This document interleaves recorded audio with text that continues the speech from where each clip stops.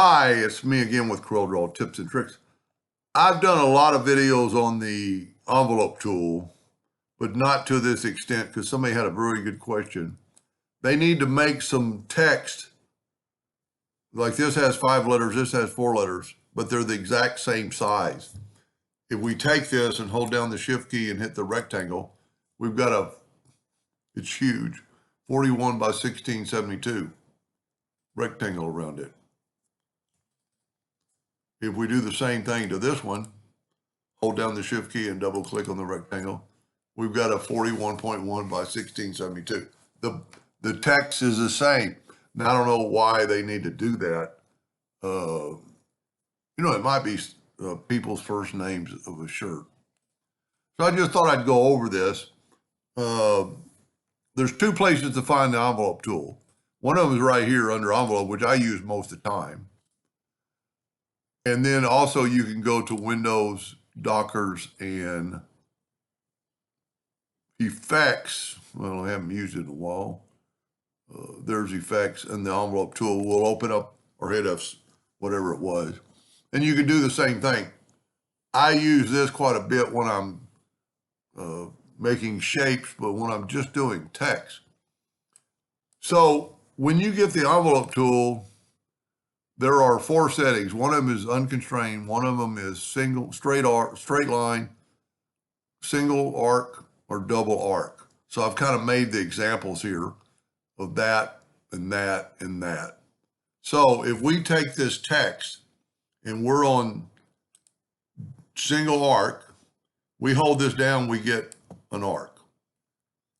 If we hold down the shift key, it grows both directions. If we hold down the control key and just grabbing one node, it brings them both up. So I don't really ever use the unconstrained, and I don't use the double, because if you use the double arc mode, all you have to do is click on it there, and we're going to hold down the control button. And see, it's not a perfect, there's a purpose for that, and there's a reason to have that, because that's pretty cool, but it's a much, it's kind of, I don't know, I just don't do it. So if you go to single arc mode and hold down the control button, you'll get that kind of like bridge effect. Now, let's say you've done that and you need this text, even though it might be bigger, to be that shape in that size. Let's make this one red. Let's select that and go. That's why I'm using this one, because when you're not in the envelope mode, the envelope tool goes away. And there it is right there, copy. But if you use the Docker, it's always here. So I've got that selected. I'm going to go copy envelope property. Well, actually, you have to have the one you want to make selected. Copy envelope properties, and then go click on that and watch the black one. So not only did it make it the same size, it made it in the same shape to the T. If we put those on top of each other, that'd be a pretty good way to make a shadow of a envelope form. I had never thought about it. We'd want to put that one to the back of page, and you'd have a little shadow. That's pretty, never had even thought about it. You don't want quite that much. And you could do that with making a duplicate. But just think about next time you use the envelope tool to open up the Docker, and if you need to make copies, or, per se, he's evidently, I wish I would have asked him. Somebody wanted a bunch of sports shirts, and they wanted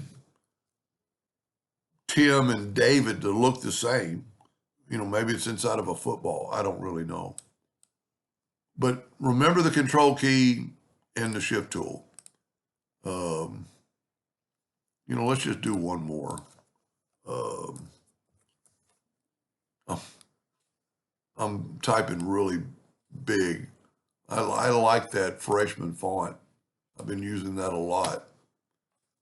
And you can also do it and, it doesn't have to be filled in. It can be just an outline. Got your envelope, and I'm going to hold down the shift key, and what's it going to do? It's going to grow from both sides. And then if I hold down the control key, it's going to make the bridge. If I don't hold down a key, then I'm just going to get that. And that's pretty cool within itself.